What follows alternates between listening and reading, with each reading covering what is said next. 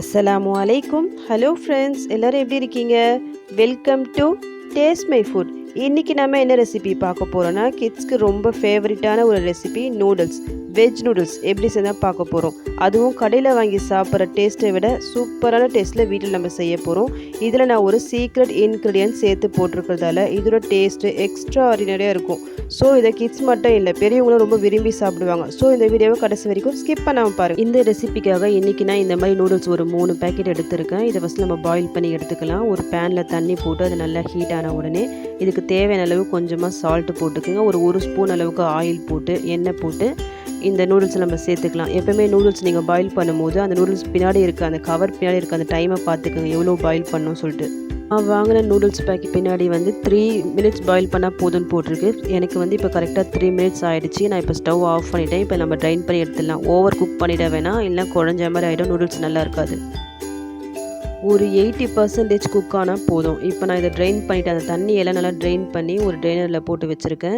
இது over boil ஆகிடக்கூடாது. So நம்ம என்ன பண்ணலாம், கொஞ்சம் கோல்டு வாட்டர், நார்மலாக டேப் வாட்டருக்கு பார்த்தீங்களா, அதை ஊற்றிக்கலாம். அப்போ அந்த மாதிரி ஊற்றும் போது இன்னும் எக்ஸ்ட்ரா வேகாமல் இருக்கும் இந்த நூடுல்ஸ். நெக்ஸ்ட்டு ஒரு பேனில் கொஞ்சமாக எண்ணெய் போட்டுக்குங்க. அது நல்லா சூடான உடனே ஒரு 4-5 பல் பூண்டு நான் இது மாதிரி தட்டி வச்சுருக்கேன், அது போட்டுக்கலாம். அது போட்ட உடனே ஒரு வெங்காயம் கட் பண்ணி வச்சுருக்கேன், இந்த மாதிரி நீட்டிட்டு அதையும் போட்டுக்கலாம். இதுக்கு நான் என்ன வெஜிடபிள்ஸ் எடுத்திருக்கேன்னா, கோஸ், கேரட், பச்சை பட்டாணி, கேப்சிகம் எடுத்திருக்கேன். இதுக்கு இந்த அளவுக்கு தான் குவான்டிட்டி இல்லை, உங்கள்கிட்ட எவ்வளோ இருக்கோ போட்டுக்கோங்க. எவ்வளோ போகணும் நீங்கள் இஷ்டப்படுறீங்களோ அந்தளவுக்கு வெஜிடபிள்ஸ் சேர்த்துக்கலாம். இப்போ இந்த வெங்காயம் வதங்கிடுச்சு. இப்போ ஃபஸ்ட்டு நம்ம பச்சை பட்டாணி போட்டுக்கலாம். ஏன்னா பச்சை பட்டாணி கொஞ்சம் வேகும்.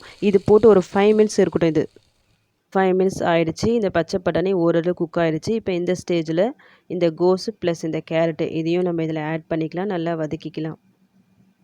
ஃபைனலாக கேப்சிகம் சேர்த்துக்கலாம். நார்மலாக இந்த ஃப்ரைட் ரைஸ், நூடுல்ஸ் இந்த மாதிரி ரெசிபிக்கெலாம் வெஜிடபிள்ஸ் ஓவர் குக்கான நல்லா இருக்காது, க்ரன்ச்சியாக தான் நல்லாயிருக்கும். ஸோ இது ஓவர் குக் பண்ண வேண்டாம், ஹை ஃப்ளேமில் வச்சு குக் பண்ணிக்கோங்க. தேவையான அளவு சால்ட்டு போட்டுக்குங்க. ஆல்ரெடி நூடுல்ஸ் பாயில் பண்ணும்போது சால்ட்டு போட்டிருக்கோம். ஸோ சால்ட்டை கொஞ்சம் பார்த்து போடுங்க. நெக்ஸ்ட்டு நான் இதில் என்ன ஆட் பண்ணுறேன்னா, ஒரு 2 table spoon chilli sauce, 2 table spoon tomato sauce, ஒரு 1 டேபிள் ஸ்பூன் சோயா சாஸ் போடுறேன். சாஸ் இருந்தால் ஆட் பண்ணுங்கள், இல்லைனா மிளகாத்தூள் ஆட் பண்ணிக்கிங்க. சாஸ் போட்டு நம்ம செய்யும் போது நம்ம கடையில் வாங்கி சாப்பிட்ற அந்த டேஸ்ட் இருக்கும், நல்லாயிருக்கும். இப்போ இந்த ஸ்டேஜில் நம்ம இந்த சீக்ரெட் இன்க்ரீடியன்ட் ஆட் பண்ணிக்கலாம். இது என்ன இன்க்ரீடியன்ட்னா, மேகி மசாலா மேஜிக் சொல்லிட்டு ஒரு பவுடர் விற்கும் பாருங்கள் கடையில். 5 ருபீஸ் தான் இதோட ப்ரைஸு. நான் இதில் ஆட் பண்ணுறேன். இது போட்டு செய்யும் போது இந்த நூடுல்ஸோட டேஸ்ட்டு ரொம்ப சூப்பராக நல்லா இருக்குது. நீங்களும் ஒரு தடவை ட்ரை பண்ணி பாருங்கள். இப்போ நம்ம இதில் இந்த பாயில் பண்ணி வச்ச இந்த நூடுல்ஸ் ஆட் பண்ணிக்கலாம். நூடுல்ஸ் பாருங்கள் எப்படி உதிரியாக நல்லா வந்திருக்கு பாருங்கள். இதில் நம்ம அந்த கோல்டு வாட்டர் ஆட் பண்ணியிருக்கிறதால இது ஓவர் குக் ஆகாமல் நல்லா உதிரியாக நல்லா இருக்குது. இந்த நூடுல்ஸை இந்த மாதிரி 2 ஃபோர்க்கு வச்சு நல்லா மிக்ஸ் பண்ணி விட்டுக்குங்க. இப்போ ஃபைனலாக இதில் 1 டேபிள் ஸ்பூன் அளவுக்கு மிளகுத்தூள் சேர்த்துக்குங்க. லாஸ்ட்டாக மிளகுத்தூள் சேர்க்கும் போது இதோட ஃப்ளேவர் ரொம்ப நல்லாயிருக்கும். ஃபைனலாக சின்னதாக கட் பண்ண ஸ்ப்ரிங் ஆனியன் கொஞ்சம் போட்டுட்டு நல்லா மிக்ஸ் பண்ணி விட்டுட்டு ஸ்டவ் ஆஃப் பண்ணிக்கலாம். இப்போ நம்ம சூப்பரான வெஜ் நூடுல்ஸ் ரெடி ஆகிடுச்சு. நார்மலாக நான் இந்த நூடுல்ஸ் ரெசிபி, இந்த பரோட்டா இதெல்லாம் நான் மந்த்லி ஒன்ஸ் தான் கொடுப்பேன். ஏன்னா இது அந்தளவுக்கு ஹெல்த்தியான ஃபுட் இல்லை.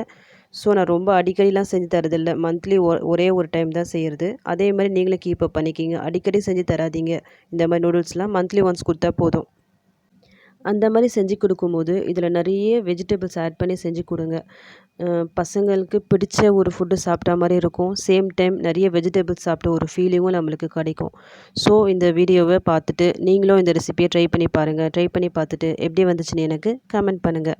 இந்த ரெசிபி உங்களுக்கு பிடிச்சிருந்தா என்னுடைய சேனலை லைக் பண்ணுங்கள், ஷேர் பண்ணுங்கள், கமெண்ட் பண்ணுங்கள். மறக்காமல் சப்ஸ்கிரைப் பண்ணுங்கள்.